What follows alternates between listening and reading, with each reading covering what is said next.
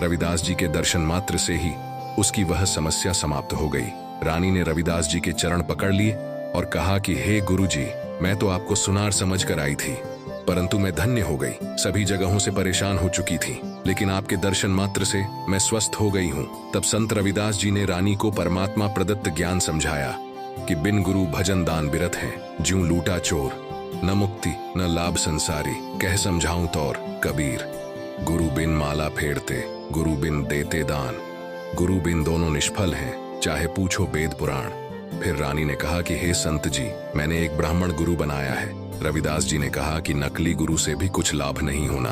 आप जी ने गुरु भी बना रखा था और कष्ट यथावत थे, क्या लाभ है ऐसे गुरु से? रानी ने कहा कि आप सत्य कहते हैं, आप मुझे शिष्या बना लो। तब रविदास जी ने रानी को प्रथम मंत्र दिया, जिसके बाद रानी ने कहा कि गुरुदेव, पूर्णमासी के दिन मैं आपके नाम से भोजन भंडारा करूंगी, आप जरूर आना। तब निश्चित तिथि को रविदास जी राजा के घर पहुंचे।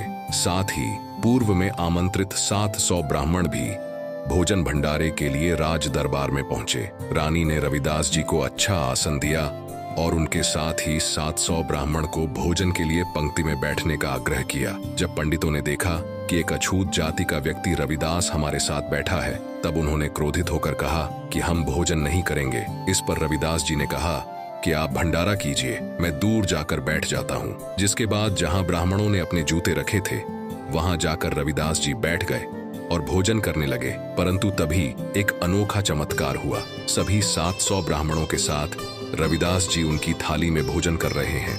ब्राह्मण एक दूसरे से कह रहे थे कि देखो, अछूत रविदास आपके साथ भोजन कर रहा है। दूसरा कहता, देख, तेरे साथ भी कर रहा है। रविदास जी, जो कि ब्राह्मणों से दूर बैठे थे, ने कहा कि मुझे क्यों बदनाम करते हो ब्राह्मणों, मैं तो यहाँ बैठा हुआ हूँ।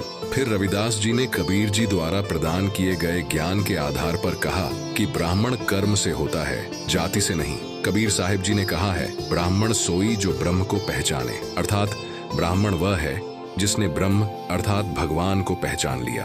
तब रविदास जी ने अपने शरीर के अंदर स्वर्ण का जनेऊ दिखाया तथा कहा, मैं वास्तव में ब्राह्मण हूँ, मैं जन्म से ब्राह्मण हूँ। कुछ देर सत्संग सुनाया। उसके बाद सभी 700 ब्राह्मणों ने अपने नकली जनेऊ को, जो कच्चे धागे की डोर होती है, जिसे गले में तथा कांख के नीचे से दूसरे कंधे पर बांधा जाता है, तोड़कर फेंक दिया और संत रविदास जी के शिष्य बनकर सत्य साधना पाकर अपना कल्याण करवाया। इस विषय में संत गरीबदास जी ने कहा है, गरीब रैदास रंगीला रंग है, दिए जनेऊ तोड़, जगजो नार चैले धरे, एक रैदास एक गौड़, तुम पंडित किस भांति के, बोलत है रैदास। गरीबदास हरि हेत सै, कीन्हा यज्ञ उपास, यज्ञ दई रैदास को, षटदर्शन बैठाए।